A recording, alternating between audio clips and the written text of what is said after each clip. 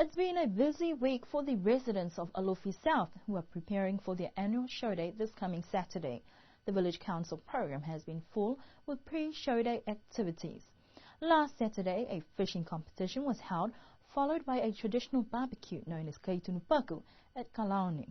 Daily practices for the traditional meke has seen an increase in numbers, and yesterday there was a walkathon competition and tabloid sports were held at Niue Primary School.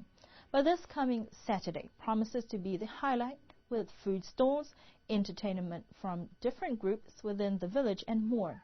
An open invitation has also been extended to one and all on the island to join in the festivities with Tama Aliutu Alofi South this coming Saturday.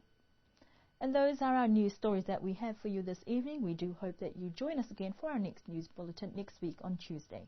Pena e te wala taututu pa te tōr ke lātai me awhewh nei, a manaki ni ke lidiu ke matutaki pehe nei ke whahitap ka hau.